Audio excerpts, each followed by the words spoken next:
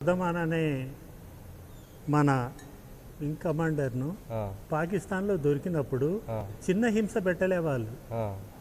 అతని ఆ వయసులో ఉన్నాడు కాబట్టి తట్టుకొని తన యాక్టివిటీ, తన యొక్క చైతన్యంతో, తన యొక్క బుద్ధిబలంతో పాకిస్తాన్ నుంచి బయటపడగలిగాడు. లేదంటే బయటపడే క్వశ్చనే లేదు. ఏంటంటే పాకిస్తాన్ అంతం చేసేదే, వదిలేది కాదు. కానీ దాంట్లో ఏదో ఇంటర్నల్గా వాళ్ళ మతలబులు కొన్ని ఇదైపోయినాయి. సరే, ఏదో జరిగింది. 1965 యుద్ధం జరిగిన ఇమ్రాన్ ఖాన్ కూడా ఇంతకుముందు ఉన్న మూర్ఖంగా లేడు.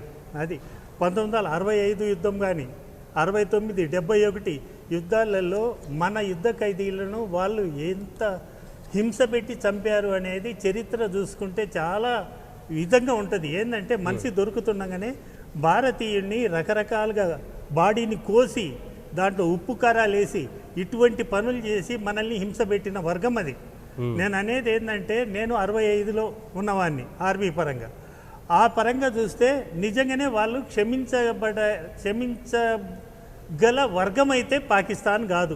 ఏంటంటే వాళ్లకు ఉగ్రవాదుల ద్వారా ఇప్పించిన ట్రైనింగ్, ఉగ్రవాదుల ద్వారా చూపించిన వాళ్ళ మానసిక స్థితి అంత దిగజారిపోయింది.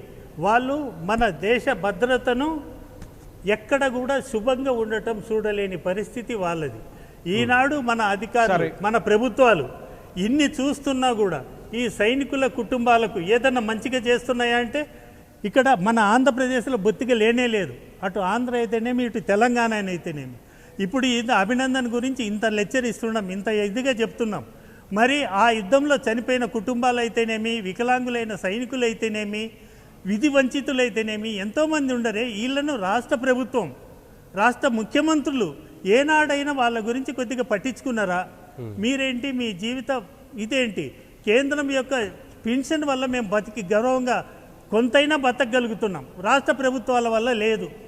నేను 1999 నుంచి సంఘాన్ని స్థాపించి ప్రభుత్వాలు వెనక తెగదిరిగా, చంద్రబాబు కాడి నుంచి వైఎస్ రాజశేఖర రెడ్డి కాడి నుంచి ఇప్పుడు మన కేసీఆర్ కాడి వరకు, ఇప్పటి వరకు వాళ్ళు మా గురించి పట్టించుకొని మీ సమస్యలు ఏమన్నా ఉన్నాయా, అవి ఏమన్నా మేము ఏ విధంగా పరిష్కరిస్తామో మీకు చెప్తాము. ఈనాడు యువత ఆర్మీలో చేరాలి, ఎయిర్ ఫోర్సులు చేరాలి, నేవీలో చేరాలి. ఏ ఉద్దేశాలను చూసుకొని వాళ్ళు ఆర్మీలో, నేవీలో, ఎయిర్ ఫోర్సులో చేరాలి అంటే వాడు శక్తినోడు బతకగలుగుతాడు, శక్తి లేనివాడు చచ్చిపోతాడు. అంటే ఈ విధమైన పరిస్థితులు భారతదేశంలో మారాలి. ఈనాడు ప్రధానమంత్రి ఏదో కొంత మంచోడు వచ్చిండు. అదే మంచోడు రాకపోతే మా గతులు ఇంతే కదా, మా పెన్షన్లు పెరిగేటి కాదు కదా, మా కుటుంబాలు గౌరవంగా బతికేటి కాదు కదా. ఇప్పుడు మేము దేశాన్ని రక్షణ చేయాలి అంటే మేము పూట గడవటానికి రాష్ట్రం మీద భారం కాకుండా పోయి సైన్యంలో చేరినాం. రాష్ట్రం మీద భారం పడలే, మాకు కేంద్రం ద్వారా మేము బతికొచ్చినాం. ఈనాడు యుద్ధాలు చేసి దాంట్లో బతికొచ్చిన మేము మా కుటుంబాలకు ఎలాంటి రక్షణ కల్పించడం లేదని అంటుంటే, మమ్మల్ని పట్టించుకోవటం లేదంటే ఈ ప్రభుత్వాలు ఏ విధమైనటువంటి ఆలోచనలో ఉండయి. అంటే మేము ఓటేయటంలే, వచ్చినాం మా కుటుంబాలతో వెళ్ళి మీకు ఓటేస్తున్నామే, మిమ్మల్ని గెలిపిస్తున్నామే, మరి పౌరులం మేము కాదా? పౌరులం మేమైనప్పుడు మా సంక్షేమాలు మీరు ఎందుకు పట్టించుకోరు? ఈనాటి వరకు ఏదైనా చేస్తే వాళ్ళ కులమో వాళ్ళ వర్గమో ఎవరినో ఏరుకొని వాడిని తీసుకుపోయి అక్కడ కూర్చోబెడతారు. వాడు ఏం చేస్తాడు, తనకు కావాల్సిన వరకు సర్దుకొని తను వెళ్ళిపోతున్నాడు. రేపు సైన్యంలో ఉన్న యువత ఇవాళ సర్వీస్ చేస్తుంది. అది మమ్మల్ని చూసి, మాకు అందుతున్న వెల్ఫేర్లను చూసి రేపు దేశానికి చేసే సేవలలో వాళ్ళు ఒక మంచి ఆలోచన పరులై దేశ రక్షణలో వాళ్ళ సర్వం సమర్పిస్తారు.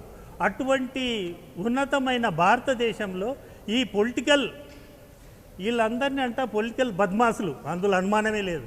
వాళ్ళు ఎవరన్నా కానీ వీళ్ళల్లో మార్పు రావాలి. ఏంటంటే ఓట్లు వేయించుకొని ప్రజల రక్తం తాగుతున్న వీళ్ళు ప్రజల మంచి చెడ్డలు చూడటం వాడు.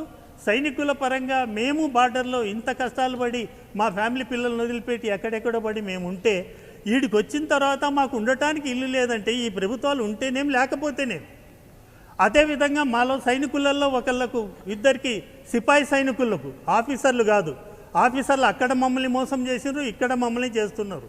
వచ్చిన తర్వాత మేమనేది ఏంటంటే సమరస్య భావాలు గల సైనికులకు, విద్యావేత్తలకు, అట్లాంటి వాళ్లకు ఏదన్నా పోస్టులో కూర్చోబెట్టండి, మీ దృష్టికి తీసుకొని వచ్చి వాళ్ళ సమస్యలు తీర్చడానికి అవకాశం ఉంటుందని సవినీయంగా ముఖ్యమంత్రులు ఇద్దరికీ, తెలుగు రాష్ట్రాలకు విన్నవించుకుంటున్నాం. ఇప్పటికైనా మీరు గుర్తుపెట్టుకొని చేయండి.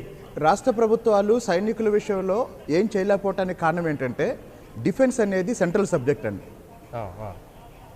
డిఫెన్స్ అనేది సైనిక సంక్షేమం అనేది కేంద్ర జాబితాలో ఉన్న అంశం. దాదాపు అది కాబట్టి కేంద్ర జాబితాలో ఉన్న అంశం కాబట్టి రాష్ట్ర ప్రభుత్వాలకు అది ఆర్థికంగా భారం కాబట్టి వాళ్ళు దాన్ని పట్టించుకోరు. సార్ అన్నది ఒకటి నేను ఆపోజ్ చేస్తాను. ఈనాడు మేము సైనికులం సివిల్లోకి వచ్చినాం. యాజ్ ఏ సివిలియన్గా మేము సర్వీస్ చేస్తున్నాం. మా ఎమర్జెన్సీ ఏదన్నా వచ్చినా మా సేవలు అందిస్తున్నాను ఎస్పీఓలుగా బస్సీఓలుగా. ఇవి మీరు మా సర్వీస్ని తీసుకుంటున్నారు. మా వెల్ఫేర్లు ఇచ్చేది ఇప్పుడు స్టేట్ గవర్నమెంట్ కదా, కేంద్రం ఎందుకు ఇస్తుంది? అది పింఛన్ ఇచ్చి తప్పుకున్నది.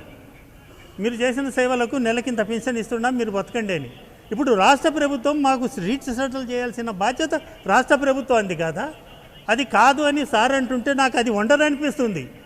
అంటే మనం ఓట్లేసే బొమ్మలం అన్నమాట. ఆడపోయి ఓట్లేసి రాజకీయ నాయకులను గెలిపించి మనం సుఖంగా కూర్చుందాం. ఇది పద్ధతి కాదు కదా సార్. అది కొద్దిగా ఆలోచించండి. రైట్, అది అంశం కాదు. మన సార్ కాళిదాస్ గారు, వ్యవసాయ రంగంలో వచ్చిన మార్పులు